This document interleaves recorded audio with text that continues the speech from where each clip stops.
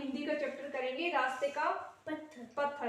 राजा था वो क्या कर रहा था, घूमने के लिए गया। ठीक है, रास्ते में उसे क्या दिखाई दिया, एक बड़ा सा पत्थर मिला। ठीक है, उस पत्थर को देख रहा था राजा। राजा ने सोचा कि ये पत्थर कितने दिनों से यहाँ पड़ा हुआ है, तो देखता हूँ कि इसको कौन हटाता है। राजा ये सब देखने के लिए कहाँ गए, पेड़ के पीछे छिप गए। ठीक है, थोड़ी देर में राजा को एक किसान जाते हुए दिखाई दिया। ठीक है, किसान के पास क्या होते हैं, हल और बैल।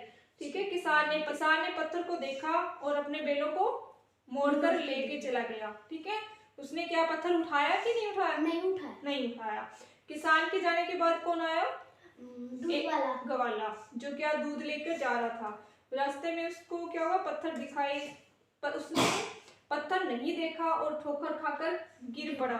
ग्वाले के घुटने पर क्या हुआ, चोट लग गई और सारा दूध उसका क्या हो गया, बह गया। ठीक है, और वो बड़बड़ाता हुआ चला गया कि मैं कितने दिनों से देख रहा हूँ कि यहाँ पे पत्थर पड़ा हुआ है और कोई उसे नहीं हटा रहा, और मेरा दूध इससे गिर गया और मैं अब ग्राहकों को क्या दूंगा। ठीक है, ग्वाला लड़बड़ाता हुआ अपने रास्ते से चला गया। उसने भी पत्थर नहीं हटाया।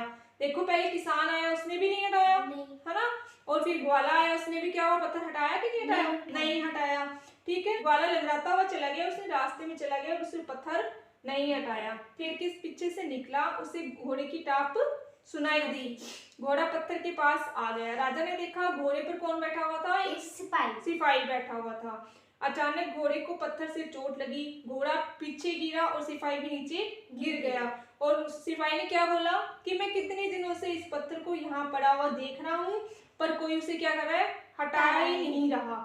देखो, पहले किसान ने बोला, फिर ग्वाले ने बोला, फिर किसने बोला, सिपाही ने बोला, पर तीनों ने पत्थर नहीं हटाए। अब देखो कहानी में आगे क्या होता है, एक बूढ़ा आदमी आता है। उसने क्या हुआ, फलों की टोकरी लेके जा रहा था। रास्ते में उसके सारे फल गिर गए क्योंकि पत्थर से उसको ठोकर लग गई और सारे फल क्या हो गए, गिर गए।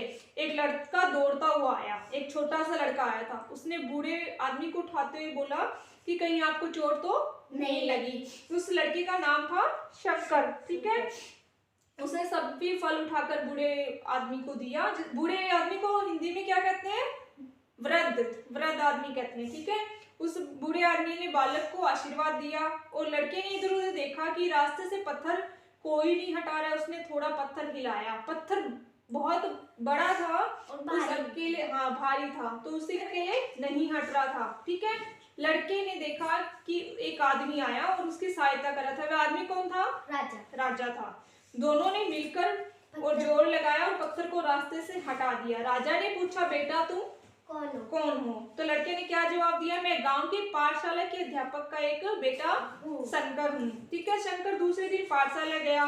सभी अध्यापकों ने और सभी विद्यार्थियों ने उसकी प्रशंसा की। क्यों? क्योंकि उसने अच्छा काम किया था ना, और राजा ने उसको पुरस्कार दिया। इस कहानी से हम क्या सीखते हैं? कहानी से हमें ये शिक्षा मिलती है, हमें बिना स्वार्थ के दूसरों की मदद करनी चाहिए। ठीक है ना, देखो छोटे से आदमी ने मदद की थी ना सबकी, उससे सब गिरे जा रहे थे। ना किसान ने हटाया, ना सिपाही ने हटाया, ना मतलब ग्वाला ने हटाया।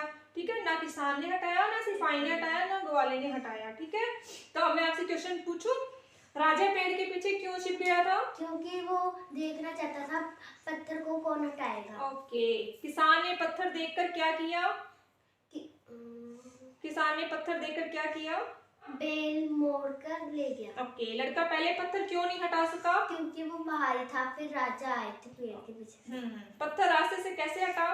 राजा ने और शंकर ने पत्थर को धक्का मार के।